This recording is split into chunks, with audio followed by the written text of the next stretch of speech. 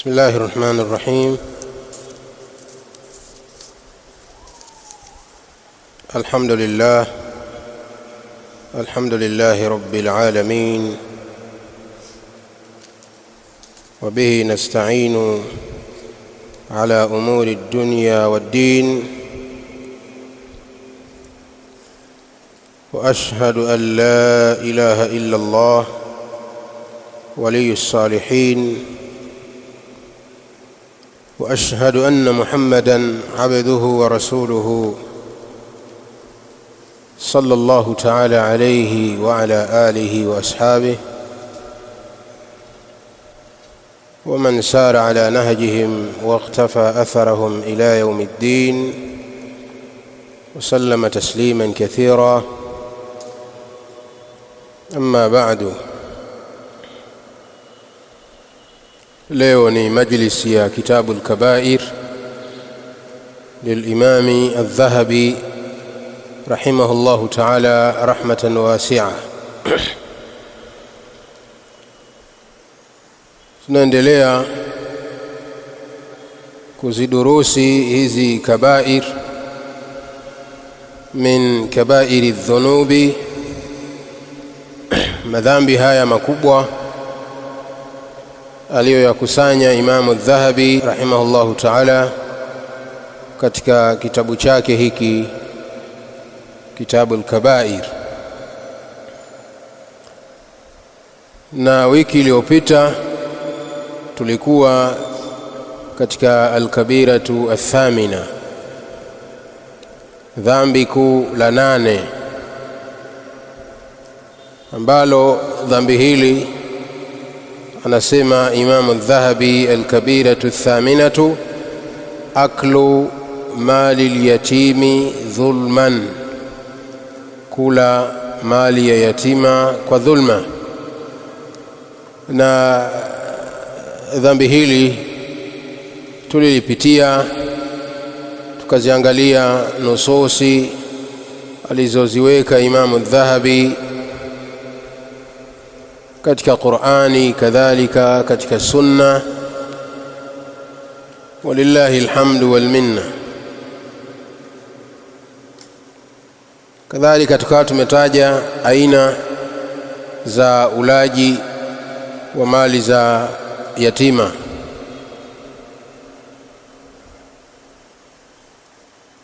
Kabla hatujaendelea na kufungua darasa jipya ambayo leo insha Allah tutakuwa na al-Kabiratu at-Tasi'a, dhambi kuu la 9, ambalo dhambi hili linahusiana na al-kadhibu ala an-nabii sallallahu alayhi wasallam. Imam al-Dhahabi dhambi la 9 amesema kuwa ni kusema uongo, kumsemea mtume sallallahu alayhi wasallam, kumzulia uongo mtume sallallahu alayhi wasallam.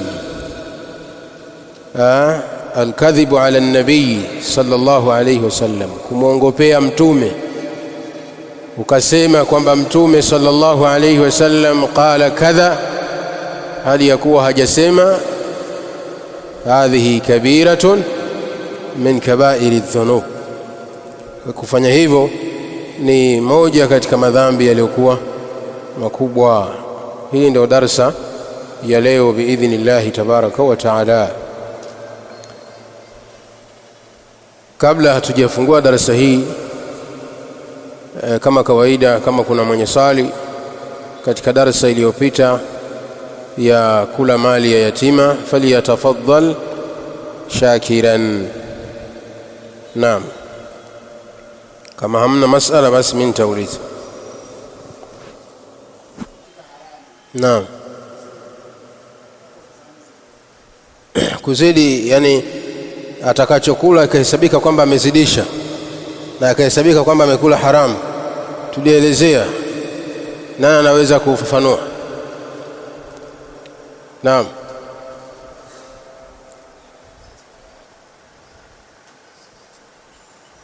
Kwa mfano,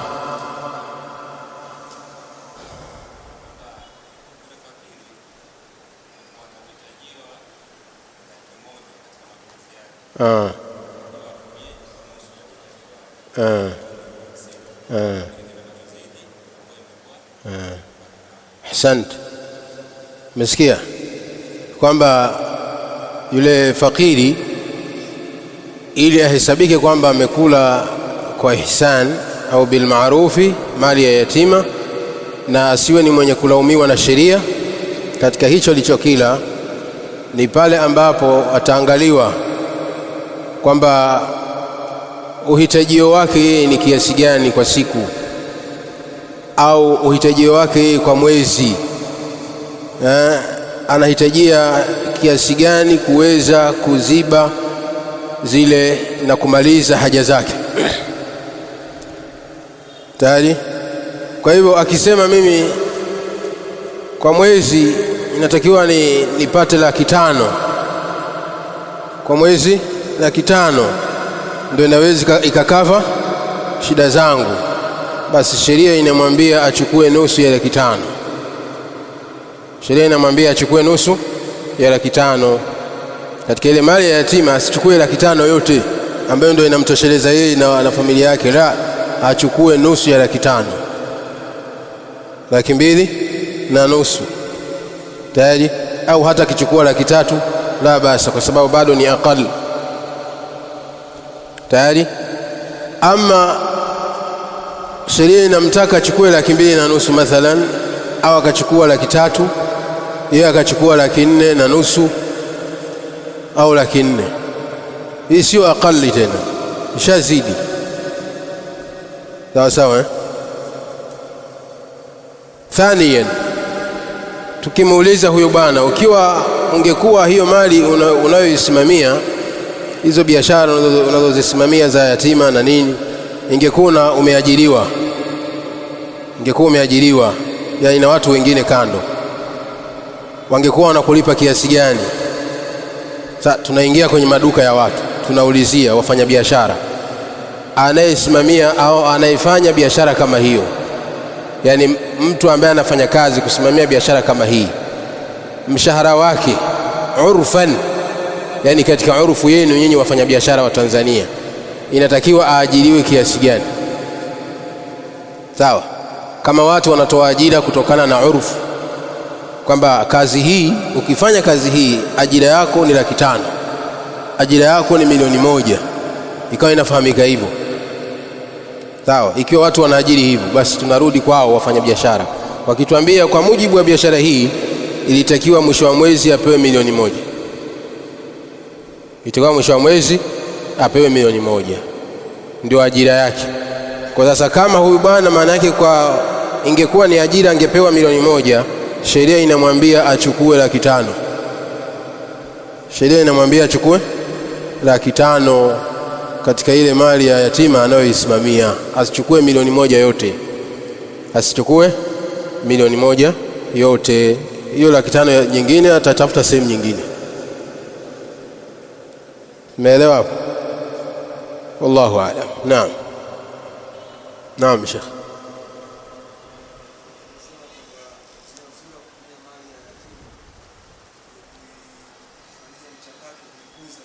Naam,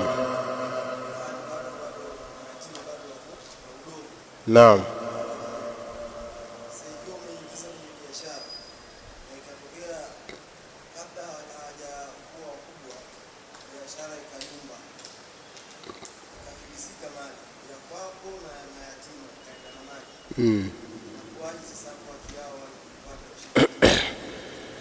Tayib, ikiwa umejitahidi kuikuza mali ya yatima kwa lengo la kusubiri wakikua kuwakabidhi mali yao, ukawa umejitahidi kuingiza katika biashara kwa lengo la kuibakisha na kuikuza, ukaichanganya na mali yako kwa mujibu wa maelezo tuliyotoa ya wanachuoni, lakini kwa kadari za Allah tabaraka wa taala, pasina uzembe wako au pasipokuwa na kuchupa mipaka kwako, hujaingiza mali hiyo katika muharramati ikapelekea kuteketea, hujaingiza katika riba, hujaingiza katika kamali ikapelekea kuteketea mali hiyo, bali umeingiza katika biashara za halali, lakini umepata hasara kila ukifanya hivi unadunda, ukifanya hivi hasara, mpaka ukajikuta ile mfanyaji mali imeisha, ikawa imeisha ya kwako wewe na ya wale mayatima. Sasa hukumu yake nini?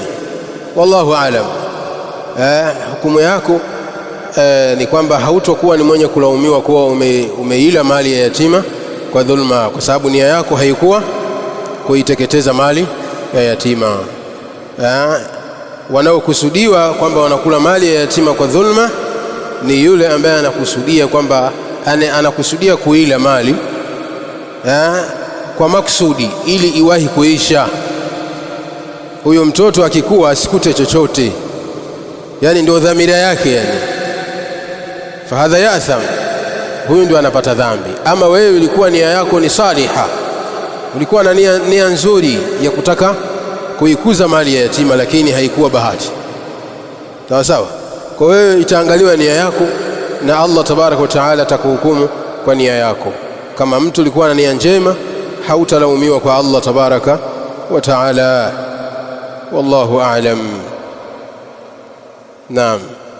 Lakini hapo hapo ikiwa mtu umeona kwamba mali umeingiza katika mradi ukawa unaona viashiria vya kuteketea hii mali, ni bora uangalie njia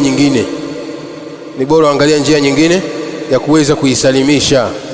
Ima ubadilishe biashara au uangalie hata kuweza kuihifadhi. Kama kuna chochote kilichobaki kiweke hata kwenye benki mathalan, kihifadhi, kwamba hata akikuwa huyo mtoto kwamba nimwambie kuna pesa yako milioni 2 hii hapa iliyobaki, sawa.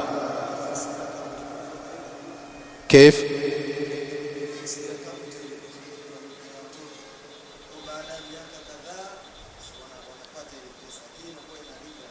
naam, naweza ukaweka kwa lengo la akiba, kuhifadhi, la basa kuweka, lakini kitakachozidi hiyo ni riba, na hiyo haikuhusu wewe. Na maelezo yake ni kama tulivyoeleza kuhusiana na mlango wa riba. Je, inafaa kuchukua hiyo au haifai? Unasemaje? Basi ulielewa darasa. Ule darasa ulielewa. Ungekuwa hujaelewa ungepaparika hapo. Inafaa, lakini kwa njia tuelezea. Usile, yani usile wala usitumie wewe, sawa, wala usimlishe wewe yatima, uitumie, yani uitoe tu kwa njia nyingine ambayo maslahi yake hayatarudi kwako. Naam, wallahu a'lam. Tubakie hapo, sio? Au kuna mwingine?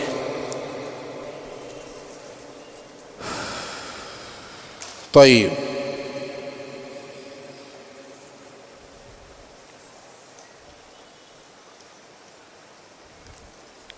Tuanze darasa jipya. Anasema Imam Adh-Dhahabi rahimahullahu ta'ala, al-kabiratu at-tasi'atu, dhambi kuu la 9, al-kadhibu ala an-nabiy sallallahu alayhi wasallam, ni kumzulia uongo mtume sallallahu alayhi wasallam.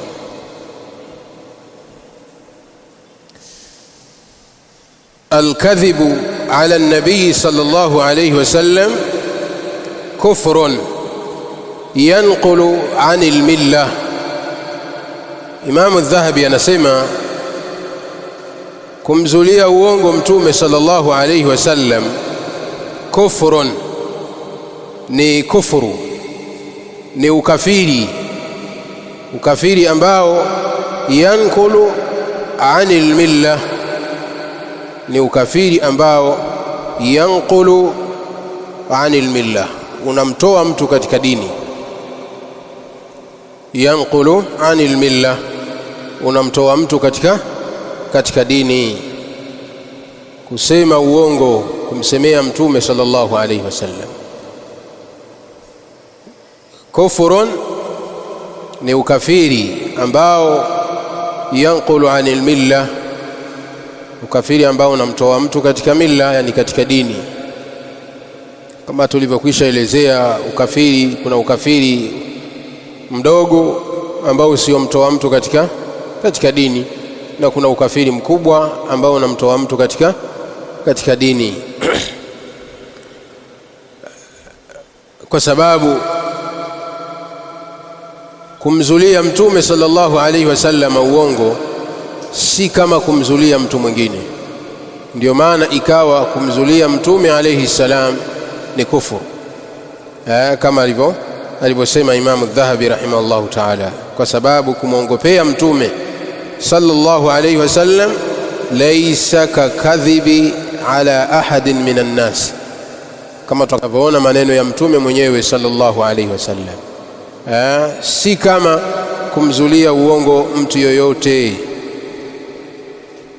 Kisha akasema Imam Adh-Dhahabi rahimahullah, wala raiba, na hakuna shaka, anna ta'ammud al-kadhibi, ya kwamba kukusudia kusema uongo, wala raiba, na wala hakuna shaka, anna ta'ammud al-kadhibi, ya kwamba kukusudia kusema uongo, ala Allahi, kumzulia Allah, wa rasulihi, na mtume wake sallallahu alayhi wasallam, wala raiba, na wala hakuna shaka, anna ta'ammud al-kadhibi, ya kwamba kukusudia kusema uongo, ala Allahi, kumzulia Allah, wa rasulihi, na mtume wake sallallahu alayhi wasallam, fi tahlili harami, katika kuhalalisha haram, fi tahlili haramin, katika kuhalalisha haram, yani jambo ambalo Allah tabaraka wa taala haramahu, ameliharamisha, wewe ukamzulia Allah kwamba amelihalalisha, au jambo ambalo mtume sallallahu alayhi wasallam ameliharamisha katika sunna, ukamzulia uongo alayhi salam ya kwamba amelihalalisha. Hii ndio maana ya maneno ya Imam Adh-Dhahabi, fi tahlili haramin, katika kuhalalisha haram, au tahrimi halali, au katika kuharamisha halali, au tahrimi halalin, au katika kuharamisha halali, ukamzulia Allah tabaraka wa taala na mtume wake katika kuhalalisha, katika kuharamisha halali, katika kuharamisha halali, jambo ambalo Allah tabaraka wa taala amehalalisha katika Qur'ani, kadhalika mtume wake sallallahu alayhi wasallam amelihalalisha katika sunna, wewe ukaliharamisha, ukawa ni mwenye kuharamisha, tena unafanya hivyo amdan, maksudi, la khata'an, na sio kwa kukosea, bali unakusudia kabisa kumzulia Allah tabaraka wa taala na mtume wake sallallahu alayhi wasallam.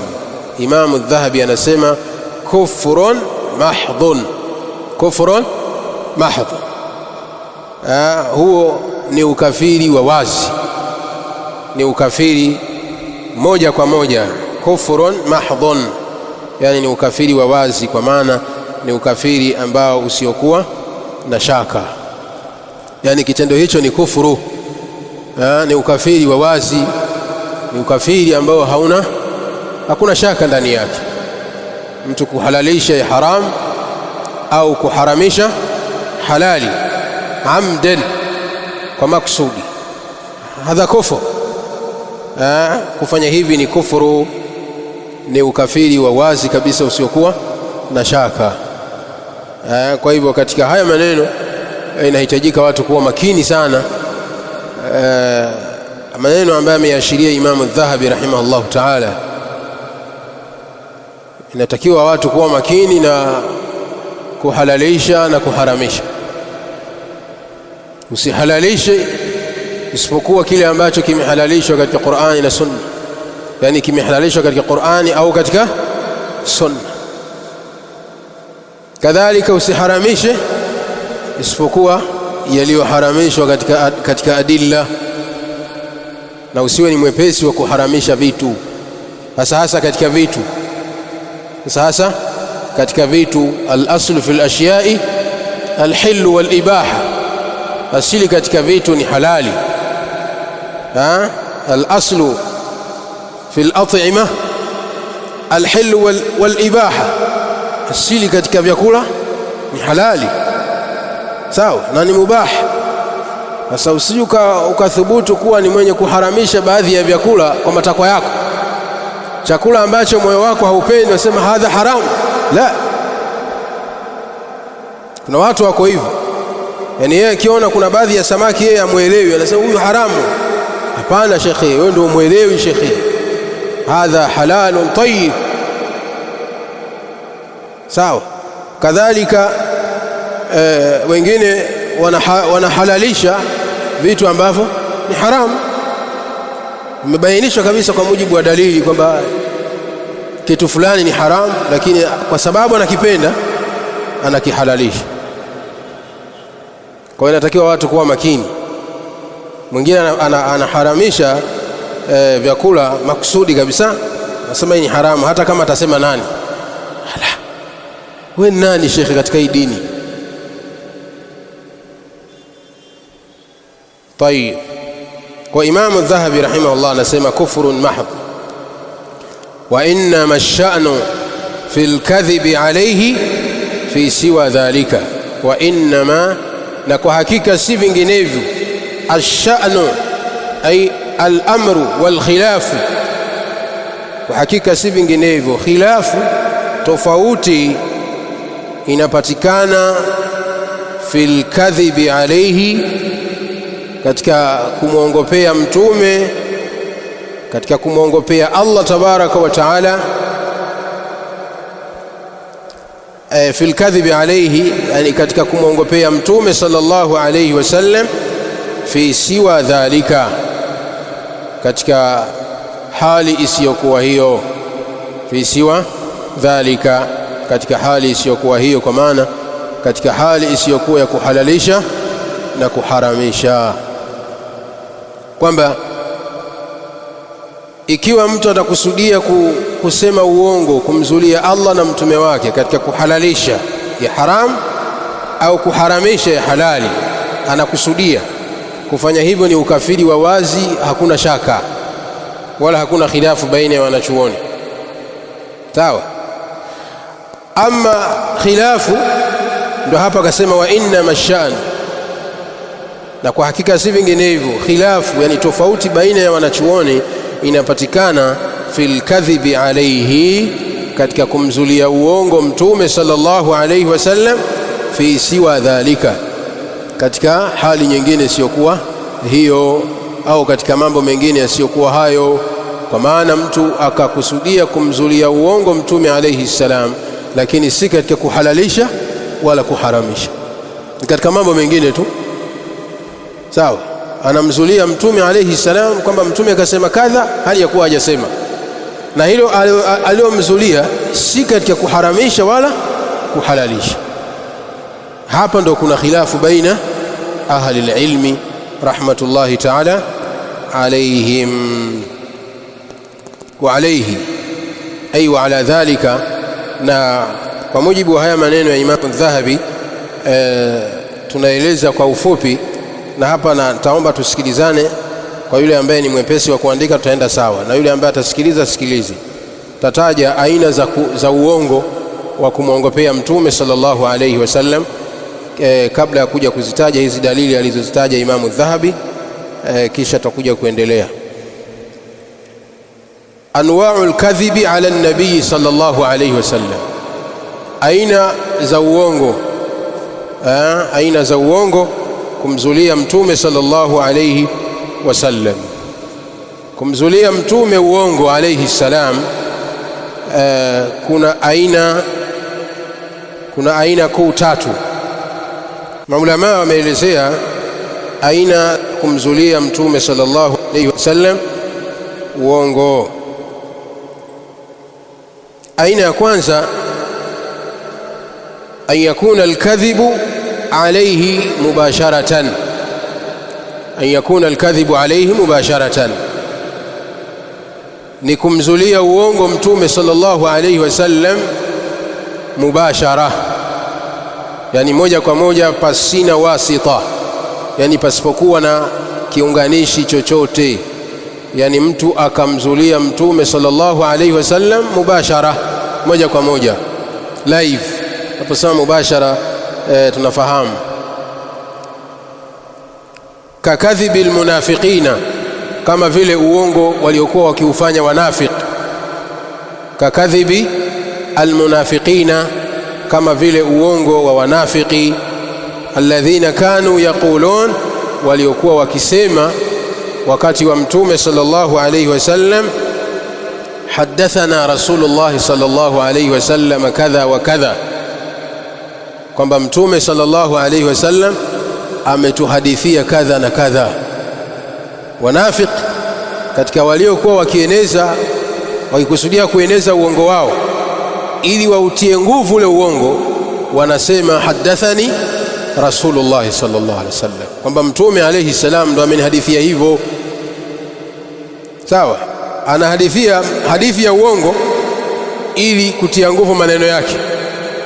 Kwa akishasema haddathani rasulullah, hii ni mubashara kwamba mtume sallallahu alaihi wasallam amefanyaje, amenihadithia. Kwa hii ni sura ya kwanza ya mtu kumsingizia uongo mtume sallallahu alaihi wasallam, an yakuna alkadhibu alayhi mubasharatan, kama vile uongo wa wanafiki. Kadhalika wa kadhibi as-sufia, na pia uongo wa masufi. Wa kadhibi as-sufia, na uongo wanaofanya masufi baadhi, hasa wale masufi wakubwa waliokubuhu, wanaojiita ni mawali, wanaojiita ni mawali, wale mashekhi wa tariqa, wale mashekhe wa tariqatul qadiriyya na mfano wake, wale mashekhe wakubwa wa kisufi wale, yani wanazua uongo mubashara kwa mtume sallallahu alayhi wasallam. Saa zingine utasikia baadhi ya mashekhe wa tariqa anasema haddathani rasulullah sallallahu alayhi wasallam kadha wa kadha, kwamba mtume sallallahu alayhi wasallam amenihadithia kadha wa kadha. Au yad'una anna an-nabiy sallallahu alayhi wasallam atahum fil manam, au wakati mwingine wanadai kwamba mtume sallallahu alayhi wasallam amewajia usingizini na akawaambia anifalu kadha wa kadha, kwamba fanyeni hivi msiache hivi. Tasikia baadhi ya masufi katika wanapokuwa katika minasaba yao, katika maulidi, katika ihtifali bi maulidi nabawi sallallahu alayhi wasallam, katika kutia nguvu kile kitendo anachokifanya, unakuta mtu anasema kwamba mtume sallallahu alayhi wasallam kanijia usiku, au alishawahi kunitokea mtume alayhi salam usingizini akaniambia usije ukaacha maulidi hata siku moja, usije ukaacha maulidi hata siku moja. Hadha kadhibu ala rasulillah sallallahu alayhi wasallam. Haya maneno yani ni ishara ya wazi kwamba huyu bwana amekusudia kumwongopea mtume sallallahu alayhi wasallam. Na mfano wa hayo kwamba mtume alayhi salam kanitokea usingizini akaniambia usiache kufanya uradi fulani katika nyuradi zile za kisufi zile, kwamba usiache uradi kadha katika maisha yako yote, usiache uradi kadha,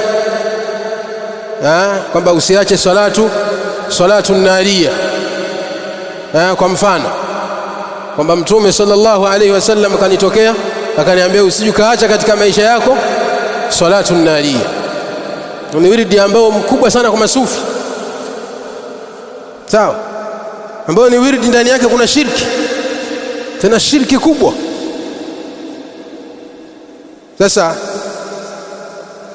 hii ni aina ya kumzulia uongo mtume sallallahu alayhi wasallam, kumzulia uongo mtume alayhi salam mubashara, kwamba mtume sallallahu alayhi wasallam amenihadithia hivi.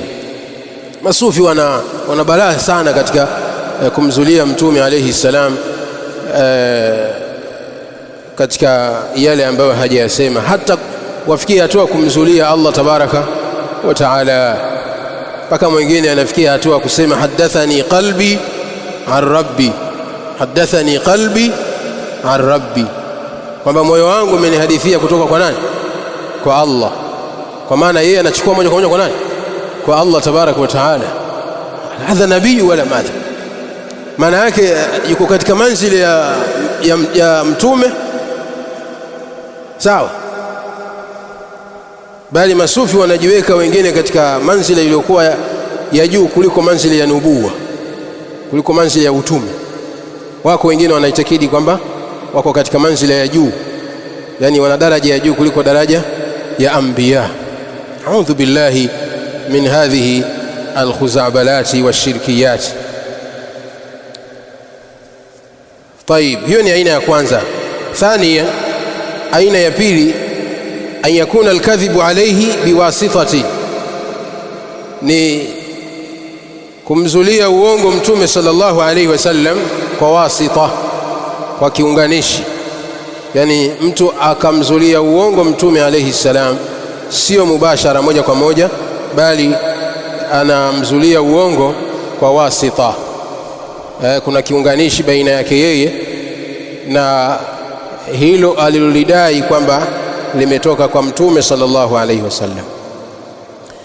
Ka yaqula, kama vile mtu kusema hadathani fulanun an fulan, qala akhbarani fulanun an fulan an fulan an an-nabii sallallahu alayhi wasallam annahu qala.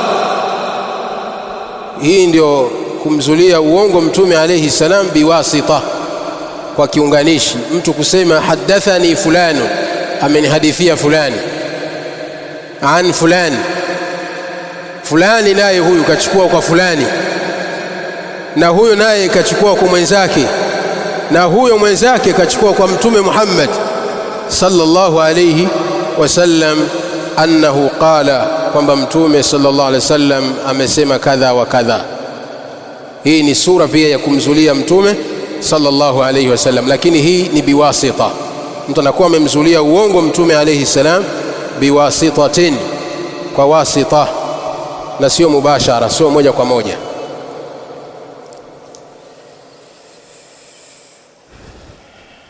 Na uongo wa sampuli hii uko mwingi katika hadithi za uongo, hadithi ambazo zimetengenezwa.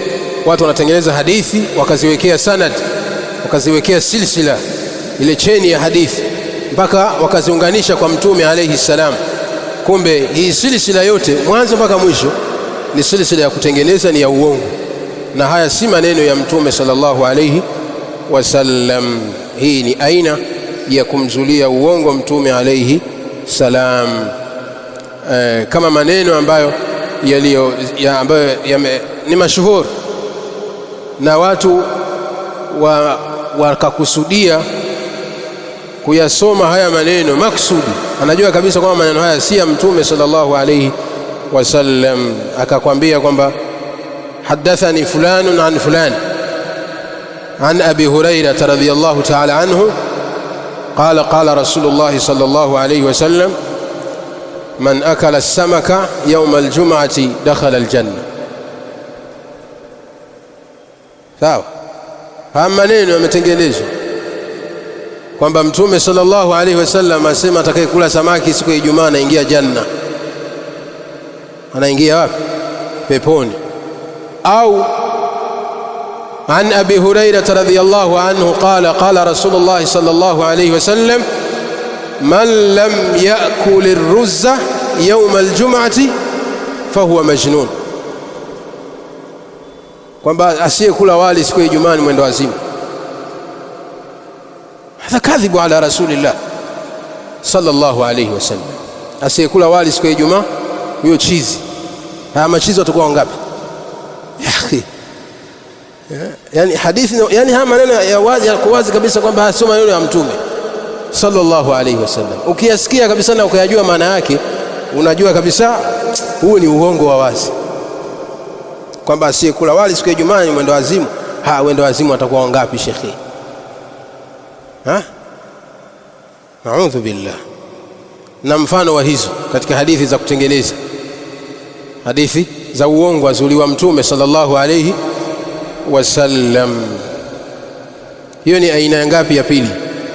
Aina ya tatu, an yakuna alkadhibu alayhi biriwayati almakdhubati yudhannu annaha makdhubah lakinaha tu'jibuhu fayadhkuraha fi alkhutbah au fi ad-darsi wa nahwiha. Aina ya tatu ya kumzulia uongo Mtume alayhi salam, an yakuna alkadhibu biriwayati almakdhuba, ni kumzulia uongo Mtume alayhi salam kwa kuelezea hadithi ya uongo, biriwayati almakdhuba, kwa kuelezea au kwa kupokea au kwa kuhadithia hadithi ambayo ni ya uongo. Yudhannu annaha makdhuba, riwaya au hadithi ambayo inadhaniwa wazi kabisa kwamba ni uongo umezuliwa kwa Mtume sallallahu alaihi wasallam, au mtu anayehadithia hadithi hiyo yadhunnu annaha makdhuba, anadhania wazi kabisa kwamba hadithi hii ninaihadithia lakini ni uongo, lakinaha tu'jibuhu, isipokuwa tu mtu huyo inamfurahisha hiyo hadithi na akapenda kufanyaje, akapenda kuihadithia. Anajua kabisa kwamba hadithi hii ni ya uongo, lakini amependa kuihadithia, ima katika mimbari, katika khutba au katika darsa na mfano wake, anawahadithia watu, lakini anajua ni hadithi makdhuba. Hii ni sehemu katika kumwongopea Mtume sallallahu alayhi wasallam. Unajua kabisa au dhana yako kubwa inakupelekea kwamba huu ni uongo, lakini unaamua kusema kuwahadithia watu hiyo hadithi kwa sababu imekufurahisha.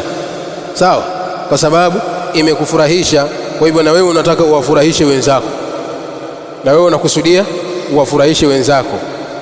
Fahamu ya kwamba mwenye kufanya hivyo anakuwa amemzulia uongo Mtume sallallahu alayhi wasallam.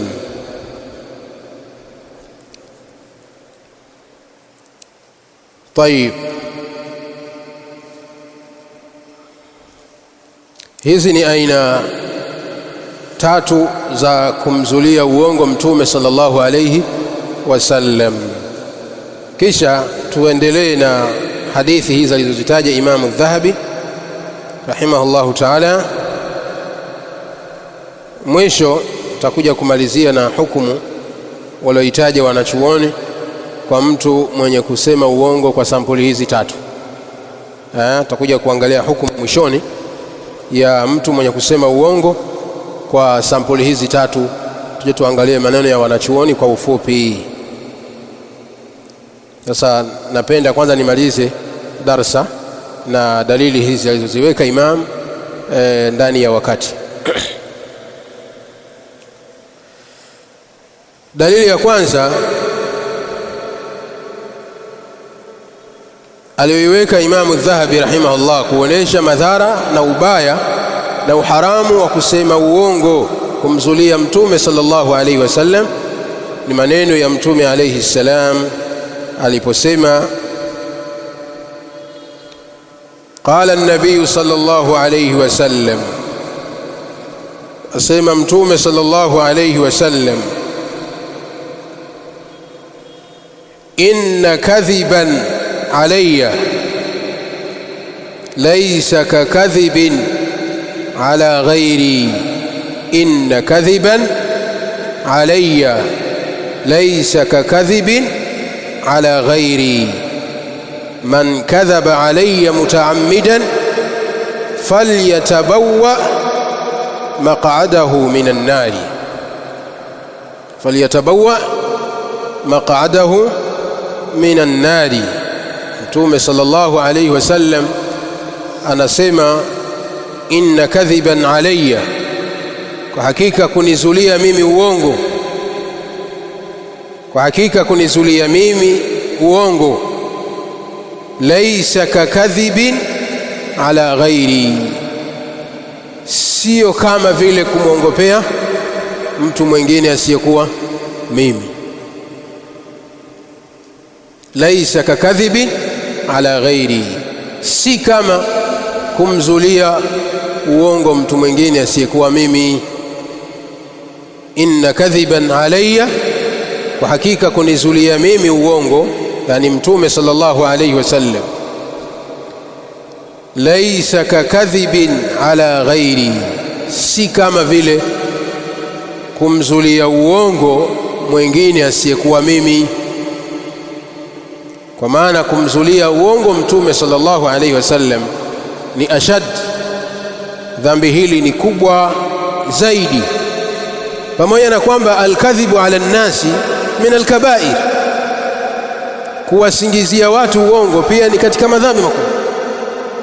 Yani kuwaongopea watu, kwa maana kuwasemea watu uongo, maneno ambayo hawajayasema, kabira min kabairi dhunub, ni moja katika madhambi makubwa. Ukasema fulani kasema, fulani kaniambia, hali ya kuwa hajakwambia. Kusema hivyo ni uongo, ni dhambi kubwa katika madhambi makubwa. Lakini kumsemea uongo mtume sallallahu alaihi wasallam ni ashad, dhambi lake ni kubwa zaidi. Lianna alkadhiba alayhi, kwa sababu kumwongopea mtume sallallahu alayhi wasallam kadhibun ala Allah, ni kumwongopea Allah tabaraka wa taala. Ukimzulia mtume sallallahu alayhi wasallam uongo, moja kwa moja unakuwa umemzulia nani? Allah tabaraka wa taala. Limadha? Liannahu la yantiqu anil hawa in huwa illa wahyun yuha, wama yantiqu anil hawa in huwa illa wahyun yuha. Mtume sallallahu alayhi wasallam si mwenye kuongea, si mwenye kutamka kwa matamanio ya nafsi yake, bali ni wahi min Allah tabaraka wa taala. Kwa ukimzulia mtume sallallahu alayhi wasallam katika mambo ya dini kwamba mtume alayhi salam amesema kadha wa kadha au amekataza kadha wa kadha, hali ya kuwa ni uongo, moja kwa moja unakuwa umemzulia nani? Allah tabaraka wa taala. Ndio maana ikawa kumzulia uongo mtume alayhi salam ni katika madhambi yaliyokuwa makubwa sana.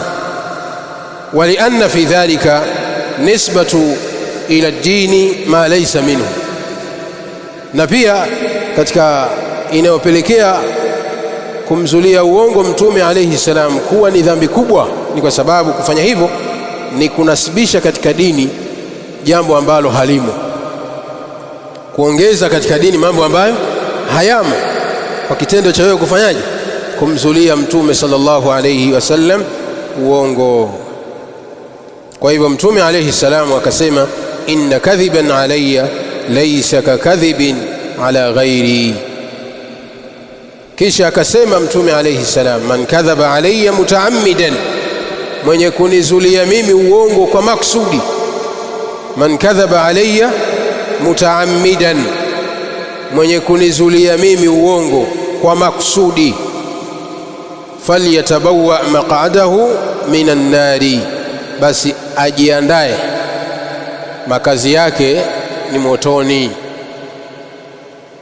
Falyatabawa maq'adahu minan nari, basi mtu huyo ajiandae makazi yake ni motoni. Kwa maana falyattakhidh lahu maq'adan, basi afahamu ya kwamba amejifanyia yeye makazi yake ni motoni,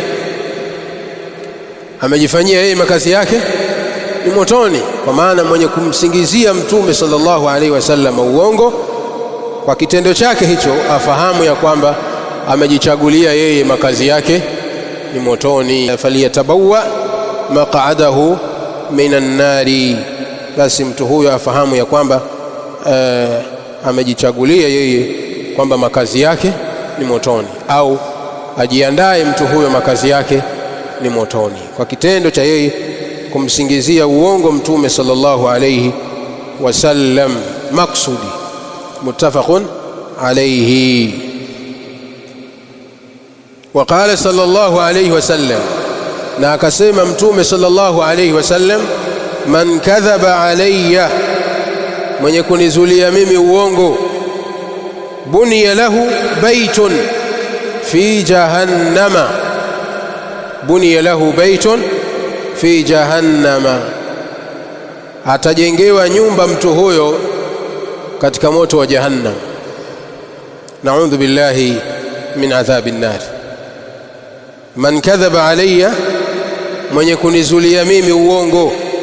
Mtume sallallahu alayhi wasallam, maana wengine anaweza akachukua hiki kipande hiki, man kadhaba alayya, mwenye kunizulia mimi uongo, akachukua hiki kipande akasema, unaona Sheikh anajifanya na yeye ni mtume.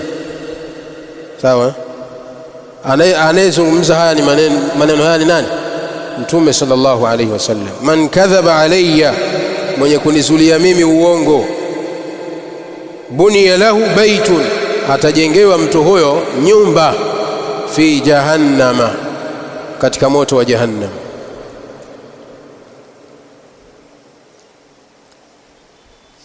La ilaha illa Allah. Hadithi hii imekuja kwa alfadhi tofauti tofauti. Imekuja kwa lafdhi nyingine, Mtume sallallahu alayhi wasallam asema, inna alladhi yakdhibu alayya, hakika yoyote anayenizulia mimi uongo. Inna alladhi yakdhibu alayya, hakika yule ambaye anayenizulia mimi uongo. Yubna lahu baitun fi jahannama, mtu huyo atajengewa nyumba katika moto wa jahannam. Na nyinginezo katika alfadhi zimekuja kueleza madhara ya kumzulia Mtume sallallahu alaihi wasallam uongo, kwamba madhara yake na adhabu yake, mtu huyo atajengewa nyumba ya kuishi motoni katika moto wa jahannam.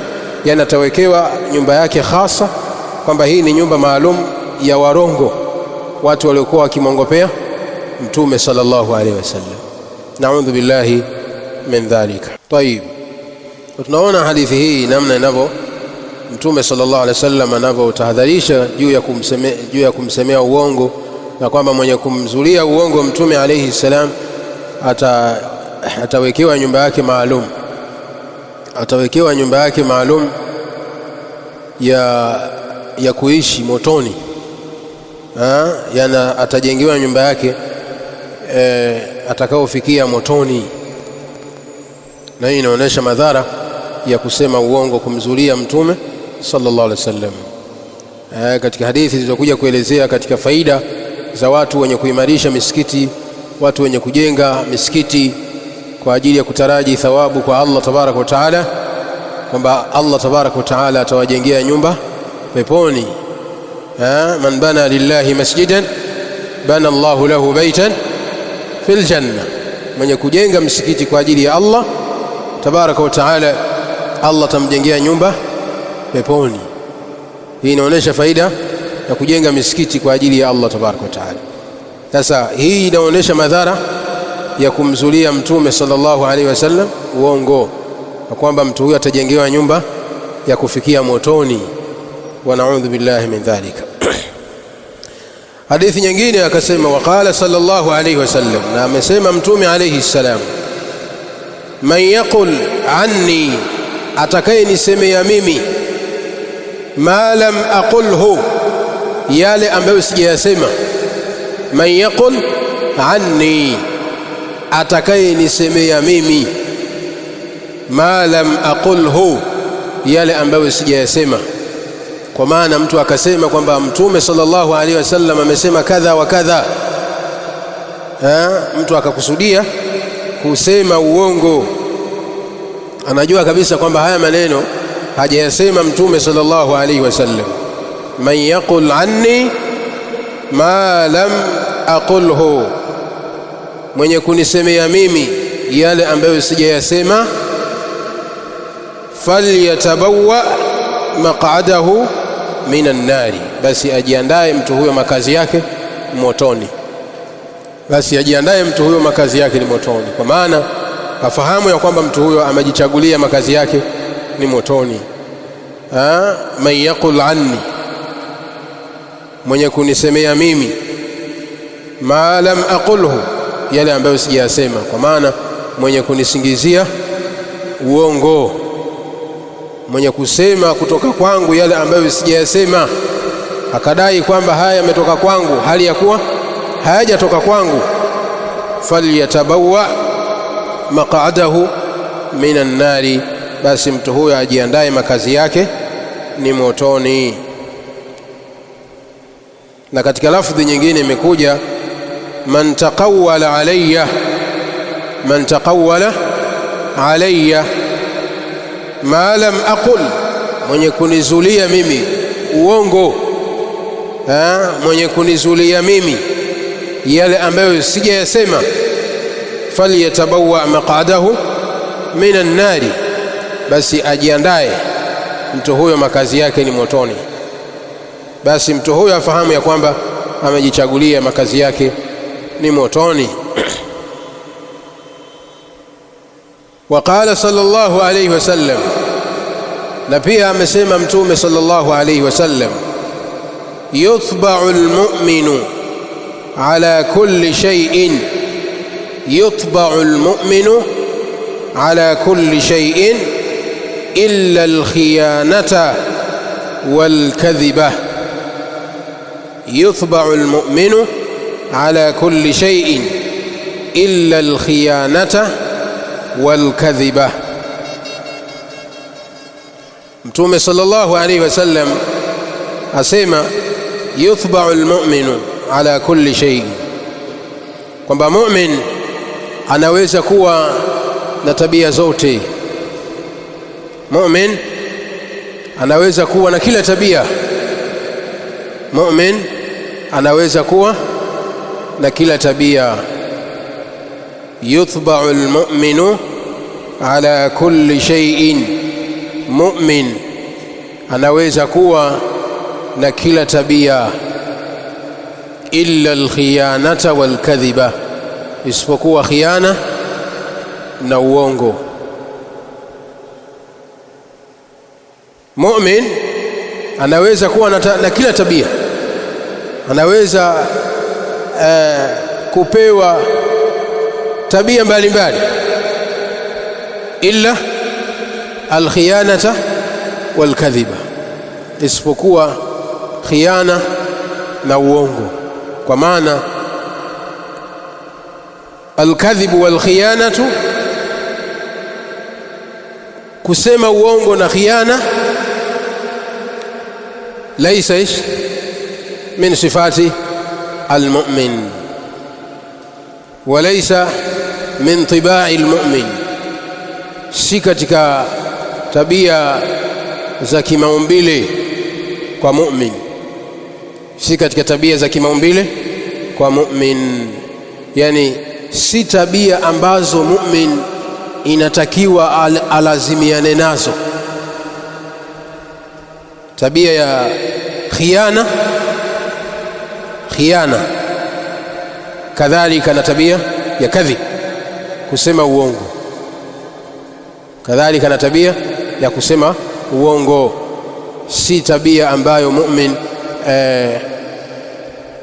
amejaliwa yeye kuwa ni tabia ya kimaumbile kwake yeye. Na hadithi hii maulama wanasema haimaanishi kwamba mu'min la yakdhib, haimaanishi kwamba muumini hawezi kusema uongo. La, muumini anaweza kusema uongo, sawa. Muumini anaweza kusema uongo, lakini kusema kwake uongo huku haikuwa ndio katika tabia yake na maumbile yake ya kusema uongo, haikuwa ni katika tabia yake ya kudumu ambayo ipo katika maumbile yake, sawa.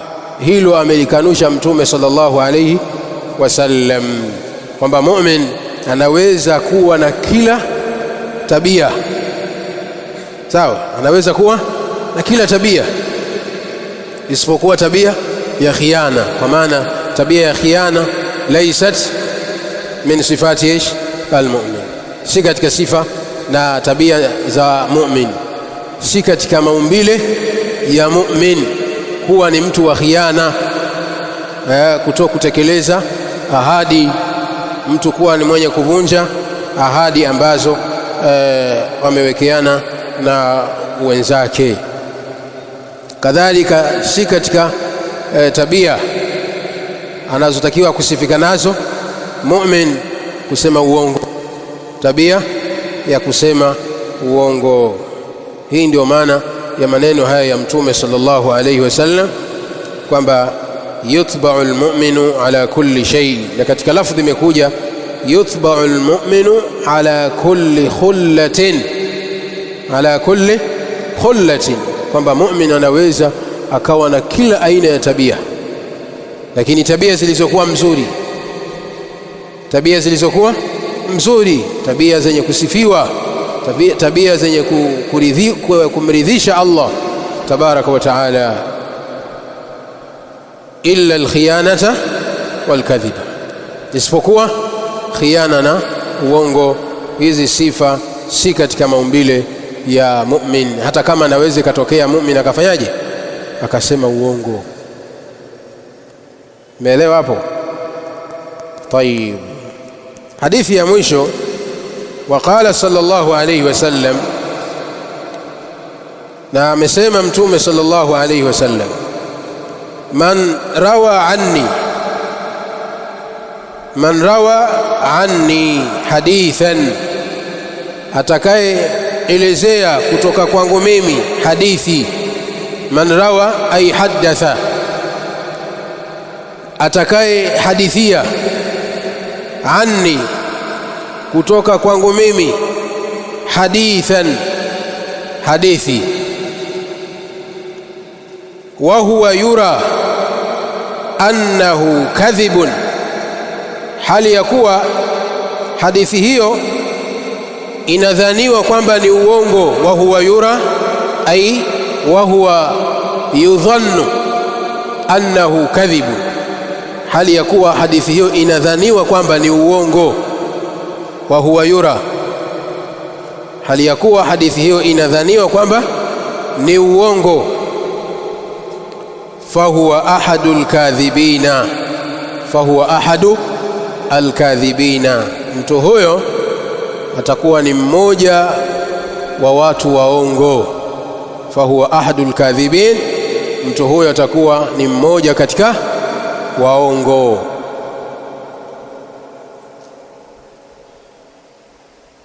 Hivi nilivyoisoma ndivyo baadhi ya maulama wameidhibiti hivyo hadithi hii. Man rawa anni hadithan wa huwa yura annahu kadhibun fahuwa ahadu alkadhibin, yoyote atakaye hadithia kutoka kwangu mimi hadithi ambayo inadhaniwa kwamba ni uongo, basi mtu huyo atakuwa ni mmoja katika waongo. Na baadhi ya wengine katika ahlul ilmi wameidhibiti hivi, wakasema man rawa anni hadithan wa huwa yara. Kuna baadhi ya ulama wamedhibiti wa huwa yara, kwamba yoyote atakaye hadithia kutoka kwangu mimi hadithi, wa huwa yara, ile hali anajua, wa huwa yara ay wa huwa ya'lam, ile hali anajua wazi kabisa, annahu kadhibun, kwamba hadithi hiyo ni uongo. Anajua kabisa mtu huyo kwamba hadithi hiyo anayohadithia watu anajua kabisa kwamba ni uongo. Fahuwa ahadu alkadhibina, basi huyo ni mmoja katika waongo. Fahuwa ahadu alkadhibin. Na wako wengine ambao wamedhibiti huku mwisho, fahuwa ahadu alkadhibaini, fahuwa ahadu alkadhibaini, kwamba basi mtu huyo atakuwa ni mmoja wa waongo wawili, basi mtu huyo atakuwa ni mmoja wa waongo wawili. Na wengine wakadhibiti fahuwa ahadu alkadhabina, fahuwa ahadu alkadhabina bitashdidi aldhali, kwa kuitia tashdidi dhali. Fahuwa ahadu alkadhabina, yani kutia nguvu kwamba huyo mtu atakuwa ni mmoja katika watu waongo waliopindukia. Fahuwa ahadu alkadhabina, huyo atakuwa ni mmoja katika waongo waliopindukia. Zote udhibiti wote waliodhibiti maulama bado unarudi katika maana moja, kwamba yoyote mwenye kumzulia uongo Mtume sallallahu alaihi wasallam fahuwa ahadu alkadhibin, kwamba mtu huyo ni mmoja katika waongo. Kwa hiyo haitakikani mtu kumzulia uongo Mtume sallallahu alaihi wasallam. Wabil khusus mtu anajua kabisa kwamba hadithi hii ni hadithi ya uongo, hadithi imetengenezwa, halafu mtu anawahadithia watu na anakusudia kufanya hivyo, jambo hilo ni hatari na ni haram na ni katika kabira min kabairi adh-dhunub, ni moja katika madhambi yaliyokuwa makubwa. Kisha Imamu Dhahabi akafunga darasa hii akasema, falaha laka bihadha, kufaulu kwako wewe kwa hili, anna riwayata almawdhu'i la tahillu, kufaulu kwako wewe kwa hili, yani kufaulu kwako wewe kwa haya yaliyopita, unatakiwa ufahamu ya kwamba anna riwayata almawdhu'i, kwamba kuhadithia na kupokea hadithi ya uongo, anna riwayata almawdhu'i, ni kwamba kuhadithia na kupokea hadithi ya uongo, la tahillu, haifai, si halali. Kufanya hivyo ndio kufaulu kwako, kwa maana ufahamu ya kwamba haifai kupokea na kuhadithia riwayat al-mawdhu', hadithi za uongo. Riwayatul mawdhu' ay riwayatul masnu', riwaya zilizotengenezwa, zikanasibishwa kwa Mtume sallallahu alayhi wasallam, ndio zinaitwa almawdhu'atu, hadithi za uongo ambao umetengenezwa ukanasibishwa kwa Mtume sallallahu alayhi wasallam. Kwa Imamu Dhahabi anatahadharisha kwamba katika sababu za falah ni mtu kujiepusha na kupokea na kuhadithia hadithi za uongo. Unajua kabisa kwamba huu ni uongo, kisha unamwongopea Mtume sallallahu alayhi wasallam. Kufanya hivyo unakuwa umefanya haram. Na maneno haya ya mwisho Imamu Dhahabi, fala halaka bihadha anna riwayat almawdhu'i la tahillu, maneno haya yanaashiria kwamba hii nuskha tulionayo ndio kitabu halisi cha Imamu Dhahabi rahimahullahu ta'ala, kwamba hii riwaya tunayokwenda nayo, hii nuskha hii na hii tahqiqi tulionayo ndio riwaya nani, ndio kitabu halisi cha nani, cha Imamu Dhahabi, kwa sababu humu katika hiki kitabu hakuna riwayati na hikayati za uongo. Sawa, tofauti na baadhi ya vitabu vyenu humu. Kuna baadhi ya vitabu, kuna baadhi ya nuskha mko nazo wameweka hikayati nyingi. Sawa, kuna hikaya nyingi, hizo hikaya zote za uongo. Sawa, zimewekwa riwaya nyingi, lakini nyingi hizo ni za uongo, ni maudhuati. Kwa inaonesha wazi kwamba Imamu Dhahabi katika uandishi wake hakuweka hadithi maudhu ya uongo. Haya maneno yanaashiria hivyo. Ingekuwa kwamba aliweka hadithi ambazo maudhuat, asingeyasema haya maneno kutahadharisha riwayatul mawdhu'. Sawa. Kwa ukiona kitabu ambacho Al-Kabair ya Imamu Dhahabi kuna hikayati sijui nini katika ule mlango, baada ya zile nusus alizoziweka mbele kuna hikayati, kikimbie hicho kitabu, usikinunue. Sawa. Wallahu ta'ala a'lam. Tubakie hapo kwa leo, muda umekwenda, na kuna sehemu niliacha ya kutaja maelezo ya wanachuoni kubainisha hukumu ya mwenye kusema uongo kumzulia Mtume sallallahu alaihi wasallam katika zile aina tatu za kumsemea uongo Mtume sallallahu alaihi wasallam. Kwa hivyo hukumu hiyo na maelezo hayo wanachuoni tutakuja kuyaeleza darsa itakayofuata insha Allah taala, kwa sababu yanahitaji maelezo mengi kidogo, ni marefu kidogo, yanahitaji ufafanuzi. Wallahu aalam. Tabakia hapo insha Allah. Barakallahu fikum wa jazakumullahu khairan. Na kesho darsa ya ahkam aljanaiz taendelea insha Allah, sababu sijapata taarifa ya tofauti na hivyo kutoka kwa Sheikh, na sijaona karatasi huku mbele ya maswali, kwa maana maswali hakuna. Wallahu a'lam. Subhanallah bihamdihi, subhanakallahumma bihamdik, ashhadu an la ilaha illa anta astaghfiruka wa atubu ilaik.